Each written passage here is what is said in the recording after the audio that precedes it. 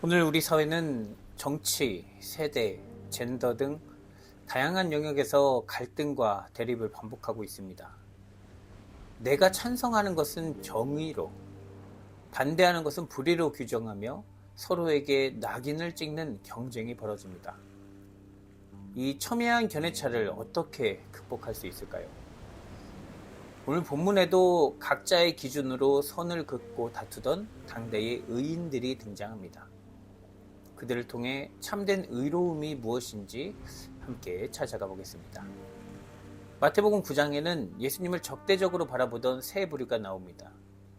율법학자들은 죄사함을 선포하신 예수님을 신성모독이라며 비난했고, 바리새인들은 세리와 죄인과 함께 식사하시는 예수님을 이해할 수 없다며 제자들에게 따졌으며, 요한의 제자들은 예수님의 제자들이 금식하지 않는 게 문제라고 했습니다.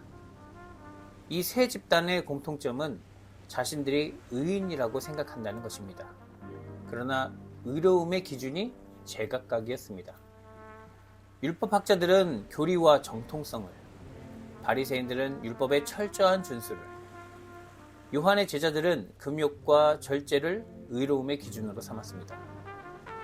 그들은 단지 비판을 통해 자신들이 의롭다고 말하고 싶었던 것 아닐까요?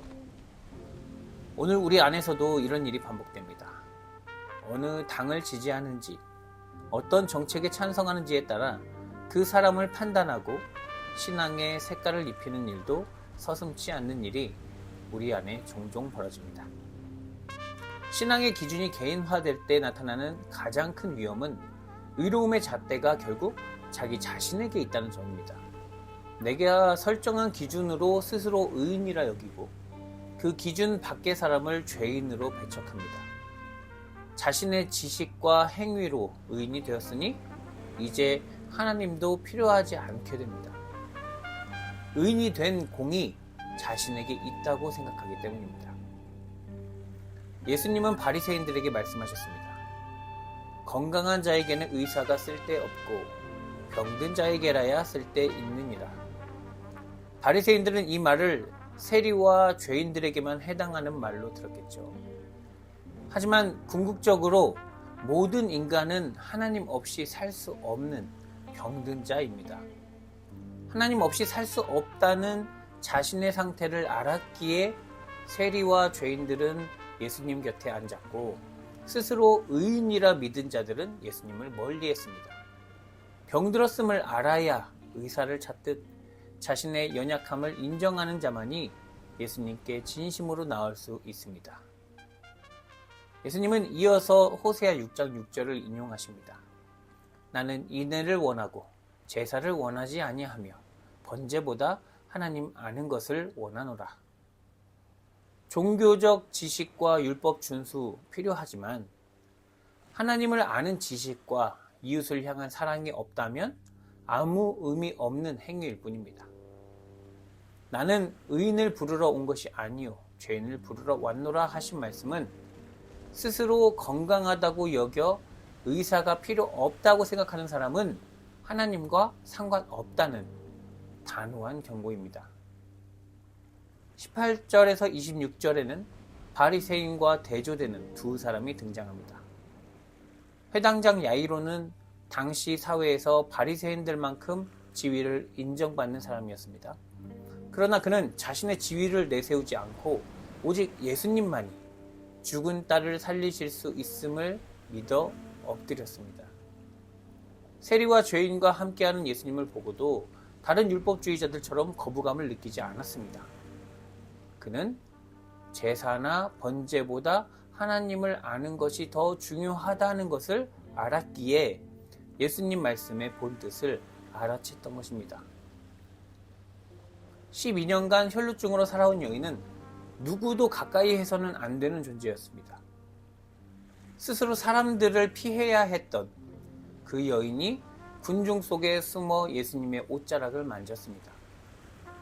그 겉옷만 만져도 구원을 받겠다는 간절하고 절박한 믿음 때문이었습니다. 여인은 하나님만이 자신을 도울 수 있음을 믿었고, 말씀 전하는 자 중에 예수님만이 가난하고 병들고 귀신 들린 자들을 배척하지 않으시는 분임을 보았습니다. 그래서 그녀는 오직 예수님께만 소망을 둘 수 있었습니다. 이 두 사람이 바리새인과 달랐던 것은 생명이 자기 의가 아니라 오직 하나님께만 있음을 믿었다는 것입니다. 예수님은 그 믿음에 화답하십니다. 내 믿음이 너를 구원하였다. 오늘도 우리는 자기 의의 함정에 빠져 살아갑니다. 바리새인이 율법을, 요한의 제자들이 금식을 자랑했다면 우리는 주일 성수, 11조, 성실한 생활 등을 자랑거리로 삼습니다. 그러나 하나님을 아는 지식과 이웃을 향한 사랑이 빠져 있다면 우리의 모든 종교적 행위는 결국 자기 의를 위한 일이 될 뿐입니다. 교회가 세상과 다를 바 없이 혐오와 차별, 진영 논리에 갇히는 이유도 바로 여기에 있습니다. 우리가 여전히 어떤 행위로 더 의로워져야 한다는 강박에 시달리고 있기 때문입니다. 인생의 진짜 위기 앞에 섰을 때 우리를 구원하는 것은 무엇입니까? 야이로처럼 자녀의 죽음이라는 절망을 마주하거나 혈루증 여인처럼 삶이 무너져 내리는 순간 우리를 붙드는 것은 내가 쌓아올린 업적이나 형식적인 예배가 아닙니다.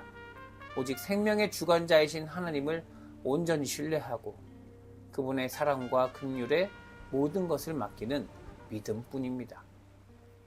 이 믿음은 오직 하나님을 아는 지식, 즉 하나님과의 깊은 사귐 속에서만 가능해집니다.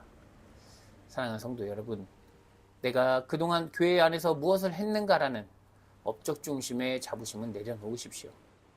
자신이 건강하다고 믿는 의는 하나님을 잊기 마련입니다. 내 믿음이 너를 구원하였다 하신 주님의 음성은 자신의 무력감을 깨닫고 오직 주님의 옷자락에 소망을 두었던 자들에게 주어졌습니다. 하나님 알기를 끊임없이 구하여 우리가 치유가 필요한 자임을, 주의 자비 없이는 살 수 없는 죄인임을 고백할 때 우리 안에 하나님의 참된 사랑의 역사가 시작될 것입니다.